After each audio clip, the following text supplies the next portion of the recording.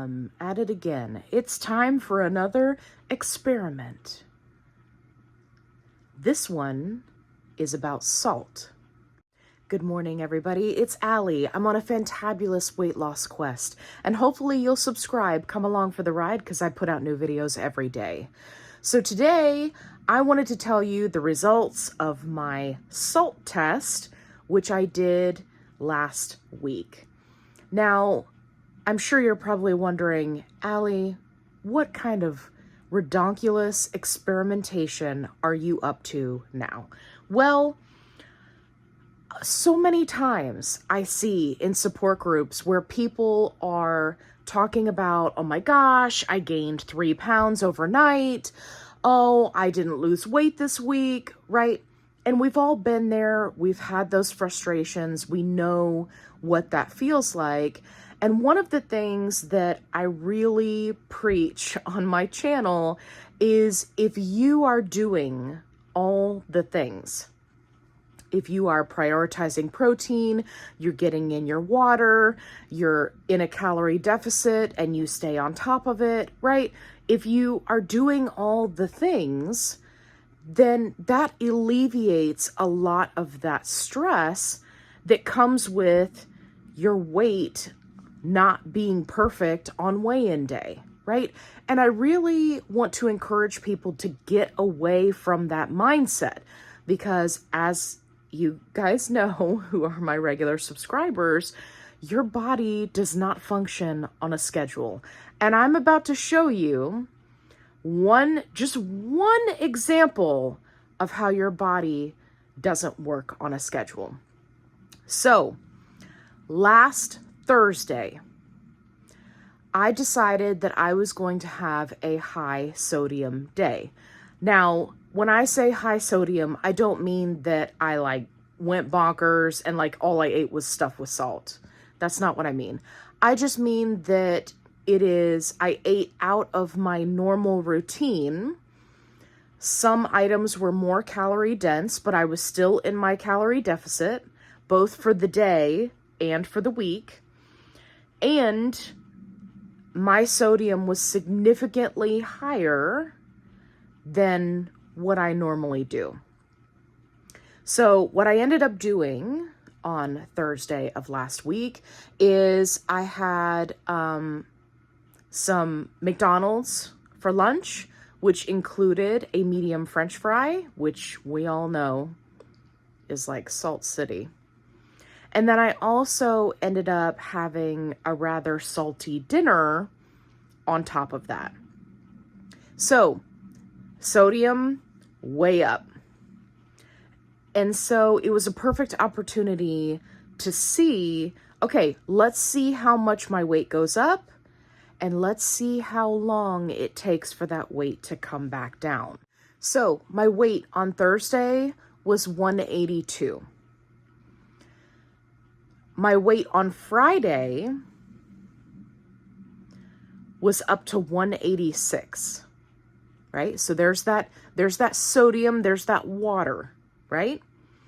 Now, Friday is my shot day, right? It's my weigh-in day.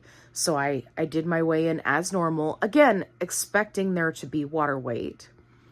So I wasn't upset. I didn't get down on myself. I wasn't like, oh my God, I gained all this fat overnight. That's not the way it works. So then I continued to monitor my weight throughout the weekend. And it is now Monday. And I have just weighed in. So the short version is that weight slowly started coming off, very slowly, and did not completely come off until Monday. So that's Thursday, Friday, Saturday, Sunday. It is now Monday morning, right? That's how long it took my body to process through that additional salt, additional retained water, to then show my weight loss. So the next time that you get on the scale and the numbers don't look the way you want them to, I really want you to go and look at, hopefully, the food that you've been tracking. Look at your sodium. Look at, did you have Chinese food the day before? Did you have soy sauce? Did you have French fries with salt on them? All of these foods are perfectly fine to have and work into your calorie deficit. Remember, there are no good or bad foods, but it's important to remember the choices that we make can affect how our body functions for a few days after we consume those foods. So, should you eat the sushi and enjoy the soy sauce? Absolutely. But it also means that you need to keep in the back of your mind, hey, this is the choice that I made. My weigh-in day is coming up soon. I need to remember that I am going to be retaining water.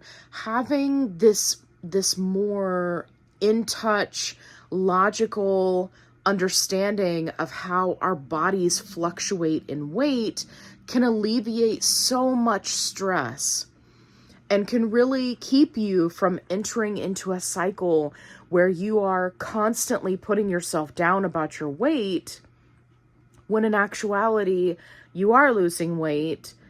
You're just consuming, additional sodium in a day, and it can cause you to retain water. Now, with my experiment, I was just looking at sodium. I was just looking at water weight. Imagine if you started compounding that with other things. What if I was constipated? What if I was, ladies, getting ready to start my cycle, right? Then I had the sodium on top of that. That's a triple whammy right there, folks. And all I did was consume extra sodium. And I gained that much in water weight. So please do yourself a favor. Make sure that you are not unnecessarily giving yourself a hard time about not losing weight or having slow weight loss, because you may just have had a higher sodium day.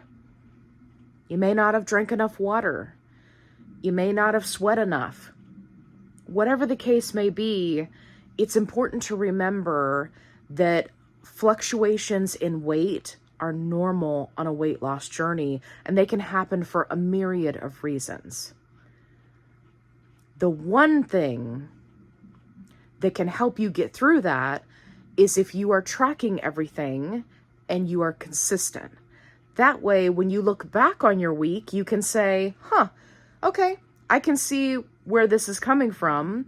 I bet you in a few days that weight is going to come off. And it will. I hope you found this video helpful. If you did, give me a thumbs up. If you haven't already, subscribe. I'd love to have you along for the ride so that we could spend our mornings together talking about salt and water weight. If you haven't already, check out my other videos where I have other helpful tips and tricks that can help you on your health journey. If you're looking for a positive-only support group, I've got you covered. Link is in the description box below. And as always, be kind. Rewind.